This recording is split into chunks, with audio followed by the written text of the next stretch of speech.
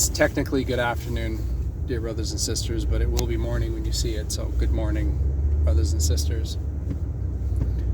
I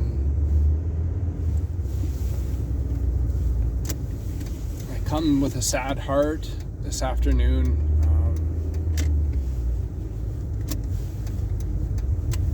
Our brother Jason, his dad died today.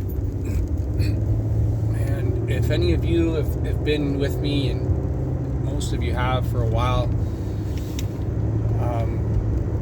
you know that his dad had cancer, had lung cancer. And God is so good, you guys, because God gave me my brother Jason.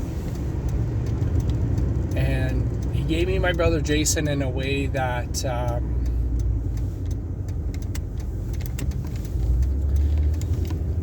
things have happened between my brother and I. So, I don't even know how to explain it. So many things have happened, supernatural things have happened between him and I, that in the past we used to just laugh about it because it was like it was a movie. And hindsight's always 20/20, and spiritually looking back at everything, it was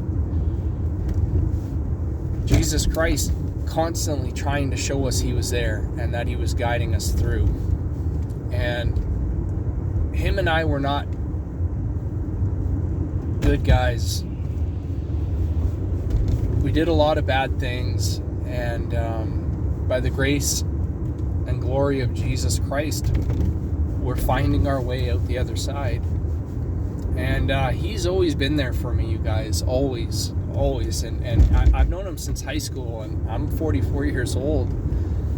That's kind of weird to even say, but I'm 44 years old, and I can still picture walking the halls of high school, you know, seeing him at the other end of the hall, and him and I like singing to each other. And we've been through a lot, the good, the bad, and the ugly, that is for sure. And my dad has cancer, and for God to have both of our dads have the same, not just cancer, but the same type of cancer. My dad also has lung cancer, and for us to be able to have the gift of you know, being there for one another as closely as God has knitted us together, I couldn't be more thankful to God. And I felt really calm and happy today for Jay and his family, but more so for his dad. You know, I felt like he made it.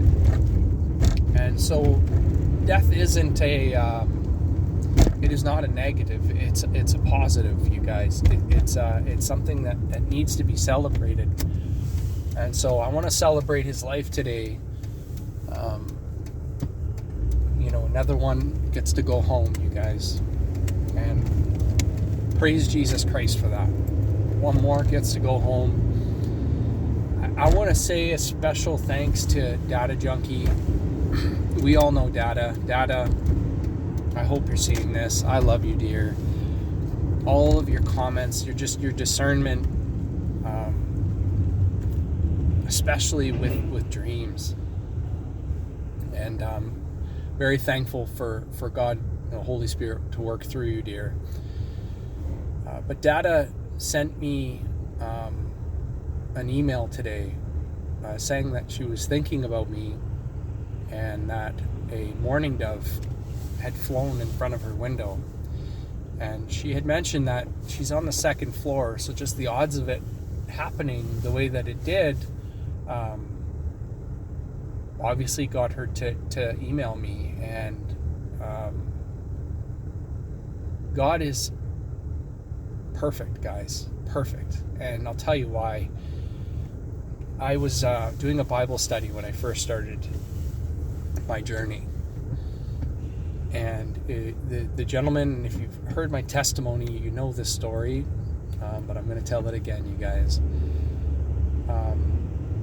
When he first started opening my eyes, he's a 7-day Adventist, and he really started showing me the truth, and it hit me in a way in which I'll never even forget his first line.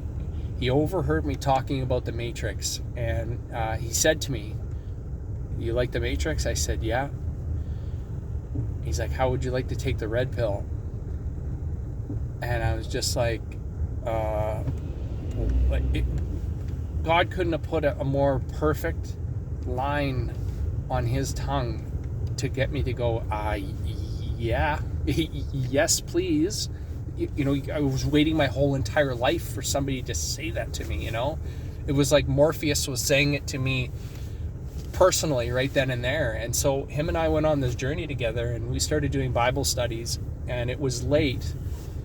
Like, I'm talking, like, we had the late shift because of the time change, and it was like 1 o'clock in the morning, and we did a Bible study, and then we started praying, and we were talking about the burning bush, and I said to him, I said, hey, his name's Sean, and God bless you, Sean. I said, Sean, why doesn't God show himself like that anymore? Like the burning bush, just this big spectacle.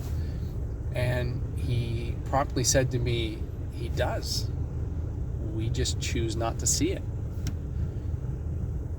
And that blew my mind, because it's true, you guys. How many times has God presented himself to you in whatever and however many different ways, and yet we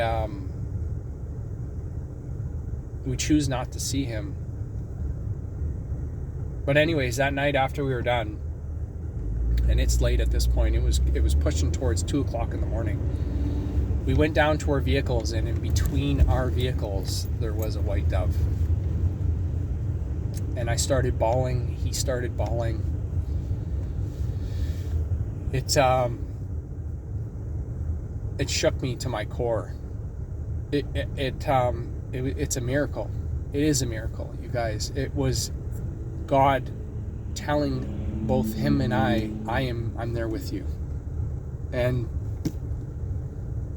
when I share that testimony with whoever I share it with, it's exactly what the intended reasoning of that, and that is to show us that it's not these things that we hear, these testimonies that we hear, they're not just stories. They're not just stories of things that didn't happen. And that goes including with the Bible, you guys. They're just brothers and sisters, just like both you and I, that have gone through the exact same thing. And my brother Jason was, he moved from one end of the country to the other. And he was kind of in between jobs and losing a little bit of hope. And he was sitting having lunch, and he asked our Father to give him a sign. And at that moment, he asked for a robin, actually. And instead of a robin, God gave him 2 doves. And he promptly called me on my phone, and we talked about it, and he was just so overwhelmed with joy. He was crying that, the timing of it all and how it happened, how, and it was just the feeling in your spirit that God saying, you know what, I'm going to do you one better. I'm not going to give you robins. I'm going to give you 2 doves that aren't normally in that area. And so the reason why I'm sharing this, it's the same with our beautiful sister Data. How amazing is God, you guys, to send that beautiful sign to our beautiful sister Data so that she could share it with me at a time that she didn't know any of this was going on.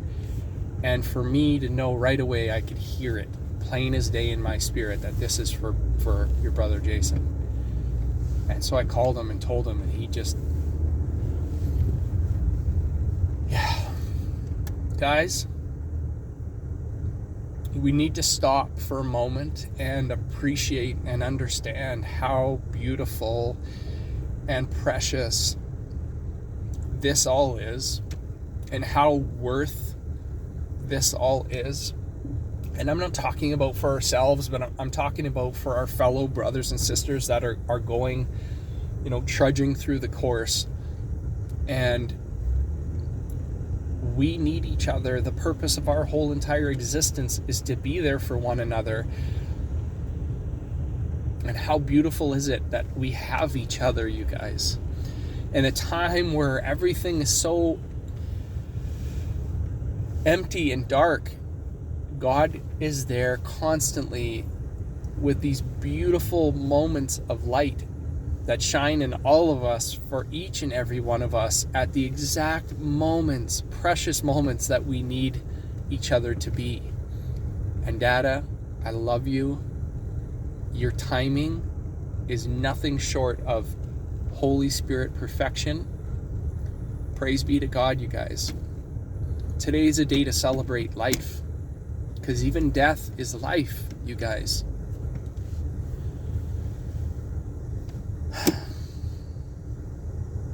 I want to thank you guys very, very much. Please bear with me with the comments. I will tactfully try to go after them when I can, and make sure that I use my time properly to get it done. And please say a prayer for my brother Jason and his family today, that God continues to give him strength. His testimony and losing his leg, and now his dad, and just knowing this is a refining moment for him and his family, and more so for his family than it is for him, because here he is trying to be a rock for everybody, and people just in awe and wondering, how are you guys keeping it all together? We keep nothing together on our own, you guys. Nothing.